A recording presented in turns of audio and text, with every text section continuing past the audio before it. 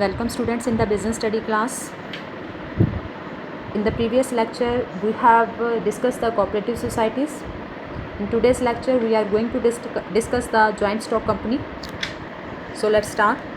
What is the meaning of joint stock company? It is an artificial person having separate legal entity, perpetual succession and common seal. It is most stable form of business organization. ठीक है, for running your business activities on a large scale. Students, company क्या है? Company एक separate legal identity है. Means company की एक अपनी identity है खुद की, ये अपने मेंबर्स से डिफरेंट होती है. ठीक है. परपेचुअल सक्सेशन का मीन्स है कि मेंबर्स के आने और जाने से कंपनी के एग्जिस्टेंस के ऊपर कोई भी इफेक्ट नहीं पड़ता. कॉमन सील, कंपनी में किसी भी मेंबर के सिग्नेचर नहीं होते. अगर आपने कोई डॉक्यूमेंट साइन करना है तो उसके लिए कंपनी की एक सील होती है, तो वो सील ही लगाई जाती है. सिग्नेचर किसी पर्सन के नहीं होते. अगर आप अपनी बिजनेस एक्टिविटी को लार्ज स्केल के ऊपर रन करना चाह रहे हो तो ये most stable form of business organization है. स्टूडेंट्स, जॉइंट स्टॉक कंपनी आपके लिए बहुत ही इंपॉर्टेंट है बिकॉज इन +2 आपके पास कंपनी अकाउंट्स है. तो अभी आपको मीनिंग अच्छे से क्लियर हो जाएंगे तो आपके लिए ईजी होगा in the next year to prepare the accounts. आपके पास नेक्स्ट है फीचर्स. कंपनी के फीचर्स क्या हैं? फर्स्ट है separate legal existence. Company legal entity है. कंपनी और मेंबर्स जो इसके हैं वो सेपरेट इंडिविजुअल हैं. ठीक है. A company can carry on business in its own name. Then है आपके पास आर्टिफिशियल पर्सन. कंपनी एक आर्टिफिशियल पर्सन है जो कि लॉ के अकॉर्डिंगली जो है क्रिएट की जाती है और इसका जो बिज़नेस है that is run in the name of company. और जो इसके ऑपरेशन है that are carried out by its member known as directors. Company को रन डायरेक्टर्स करते हैं. इसके ऑनर्स जो हैं वो शेयर होल्डर्स होते हैं. और कंपनी एक आर्टिफिशियल पर्सन है that is created by the law. Then next feature है इसका रजिस्ट्रेशन. कंपनी के लिए ज़रूरी है कि कंपनी रजिस्टर्ड हो under the companies act 2013. No company can come into existence without registration. Registration के बिना कोई भी कंपनी आपकी एग्जिस्ट में नहीं आ सकती. देन है perpetual succession. What do you mean by perpetual succession? A company is created by law and only law can bring an end to its existence. Company law के अकॉर्डिंगली क्रिएट होती है और सिर्फ law ही है जिसके द्वारा company जो आपकी बंद हो सकती है. मेंबर्स के आने या जाने का इसके ऊपर कोई भी इफेक्ट नहीं पड़ता. कंपनी सिर्फ बंद होगी तो आपकी लॉ के अकॉर्डिंगली होगी. यहाँ पे मैंने वर्ड यूज़ किया, it can wind up. Wind up means company आपकी जो बंद हो रही है वो लॉ का एक प्रोसेस बना है, उसके थ्रू ही आपकी कंपनी जो है वाइंड आउट हो जाएगी. नेक्स्ट है आपके पास common seal. Being an artificial person company can not sign. Company artificial person है एक, तो इसलिए कंपनी साइन नहीं कर सकती. देयरफॉर इसकी एक कॉमन सील है जिसके ऊपर कंपनी का नेम मेंशन होता है. वो सील एज ए साइन आप यूज़ करते हो कोई भी डॉक्यूमेंट साइन करने के लिए या कोई भी कॉन्ट्रैक्ट साइन करने के लिए. नेक्स्ट है आपके पास transferability of shares. The capital of the company is divided into shares. Company की जो कैपिटल है वो नंबर ऑफ शेयर से डिवाइड हो जाती है. मान लो 1 लाख की आपकी टोटल कैपिटल है बिजनेस की, 100 रुपये का शेयर है, तो आपका डिवाइड क्या हो जाएगी आपकी कैपिटल के 1000 शेयर्स ऑफ ₹100 ईच. कंपनी के 1000 शेयर हैं, एक शेयर की कॉस्ट 100 रुपये है. सो जितनी भी कैपिटल होगी वो आपके शेयर्स में डिवाइड हो जाती है. Shares are freely transferable. Shares easily एक पर्सन से दूसरे पर्सन तक ट्रांसफ़र हो जाते हैं. ठीक है. कोई भी शेयर होल्डर है जब वो अपनी मेंबरशिप फर्म में ख़त्म करना चाहता है तो वो शेयर सेल कर देता है. अगर वो मेंबर बनना चाहता है तो वो शेयर परचेज़ कर लेता है. शेयर मार्केट के थ्रू जो शेयर्स की सेल और परचेज़ आपकी होती है. देन आपका नेक्स्ट हेडिंग है separation of ownership and control. Business के ऑनर्स जो हैं वो शेयर होल्डर्स होते हैं जिन्होंने कैपिटल इन्वेस्ट की होती है बिज़नेस में, जहाँ जिन्होंने शेयर्स खरीदे होते हैं कंपनी के. और कंपनी की जो मैनेजमेंट है और कंट्रोल है वो बोर्ड ऑफ डायरेक्टर्स के द्वारा जो है कंपनीज मैनेज और कंट्रोल की जाती हैं. बोर्ड ऑफ डायरेक्टर्स को इलेक्ट करते हैं share holders. Through the election they elect the share holders who run the company. आपका नेक्स्ट फीचर है लिमिटेड लायबिलिटी. कंपनी में जो मेंबर्स की लायबिलिटी है वो लिमिटेड होती है up to their capital contribution in the company. जितनी आपकी कंपनी में कैपिटल कंट्रीब्यूशन है उतनी ही आपकी लायबिलिटी है. मान लो मेरे पास 1000 शेयर है कंपनी के, एक शेयर की कॉस्ट 10 रुपीज़ है, तो 1000 इंटू 10 10,000 जो मेरी लाइबिलिटी बनती है कंपनी में, ठीक है। तो इसमें पर्सनल प्रॉपर्टी किसी भी मेंबर की जो है कंपनी के डेट पे करने के लिए इन्वॉल्व नहीं होती। देन आपके पास मेरिट्स और advantages of joint stock company. First है आपका लिमिटेड लाइबिलिटी। लिमिटेड लाइबिलिटी इसका एक बेनिफिट है, अभी मैंने आपको डिस्कस किया कि पर्सनल प्रॉपर्टी आपकी बिजनेस में डेट पे करने के लिए इन्वॉल्व नहीं होती, सो ये इसका एक एडवांटेज हो गया। देन ट्रांसफ़र ऑफ इंटरेस्ट, आप इजीली शेयर्स को एक पर्सन से दूसरे पर्सन तक आपके शेयर इजीली ट्रांसफ़र हो जाते हैं, तो ये भी इसकी एडवांटेज है कि जब आप चाहते हो कि आप कंपनी में से अपने जो इन्वेस्टमेंट विड्रॉ करना चाहते हो तो आप अपने शेयर्स को सेल कर सकते हो।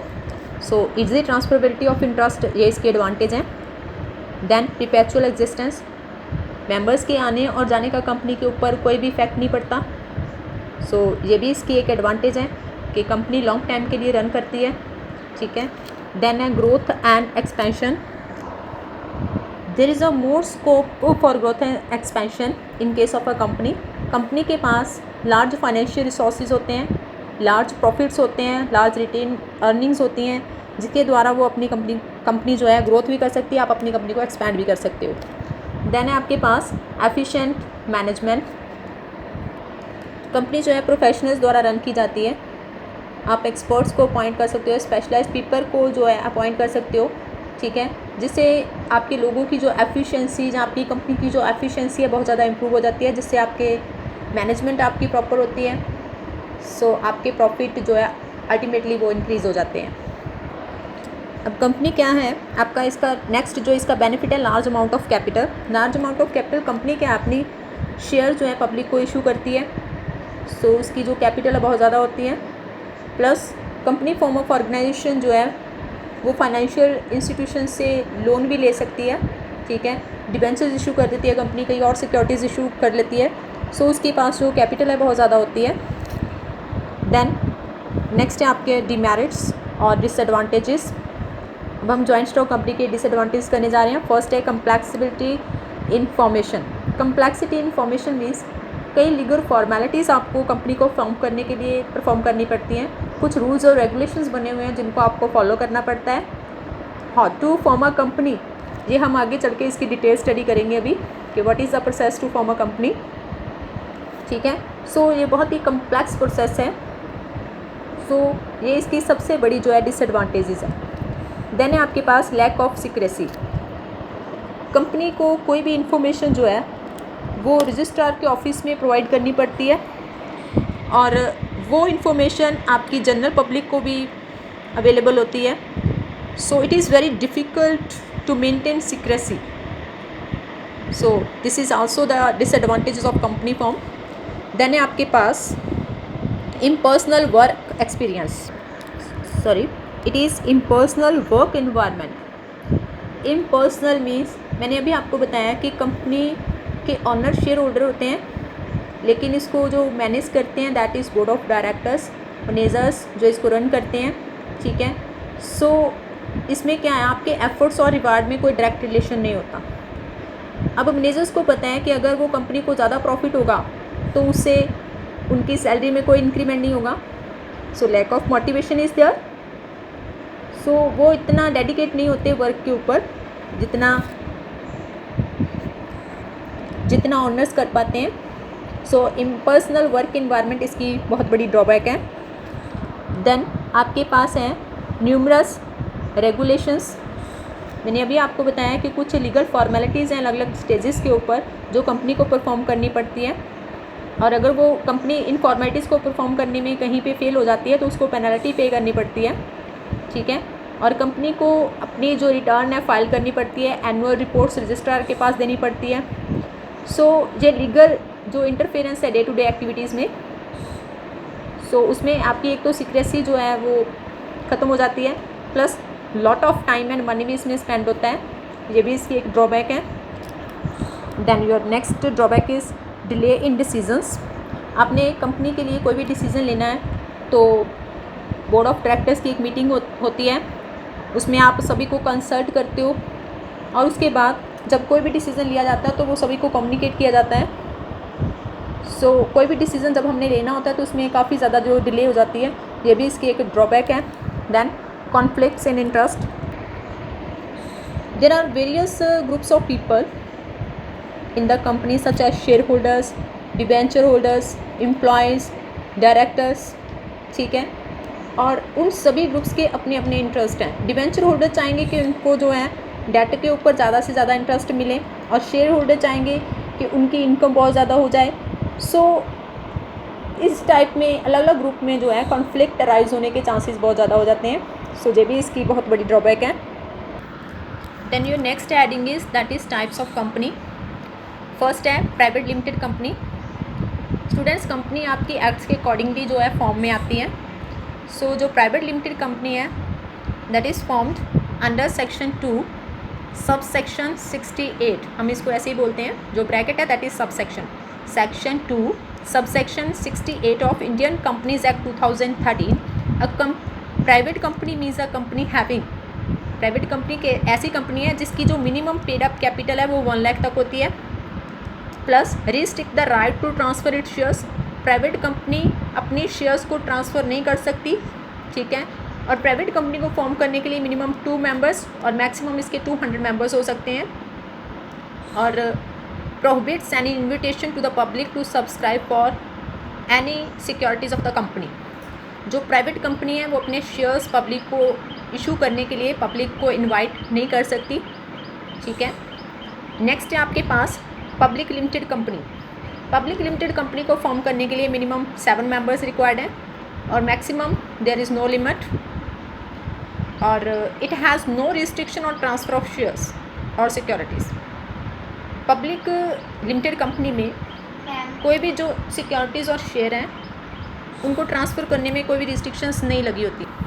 Then public limited company is not prohibited to invite public to subscribe it securities. उसके ऊपर कोई रिस्ट्रिक्शन नहीं लगी हुई. जो पब्लिक लिमिटेड कंपनी है वो लोगों को जो है अपने शेयर सब्सक्राइब करने के लिए इनविटेशन दे सकती है. देन थर्ड है आपकी 1 पर्सन कंपनी, जिसको हम OPC भी बोलते हैं. ये न्यू एग्जिस्टेंस में आई है अकॉर्डिंग टू कंपनीज एक्ट 2013. इससे पहले कंपनी की 2 ही टाइप्स होती थी, that is private and public company. According to section 3 subsection 1 of companies act 2013 and OPC means a company with only 1 person. Name से पता चलता है कि एक पर्सन अगर कंपनी फॉर्म करता है तो उसको हम 1 पर्सन कंपनी कहते हैं. लेकिन इसके लिए भी कुछ उसकी जो है रिस्ट्रिक्शंस हैं. क्या क्या है?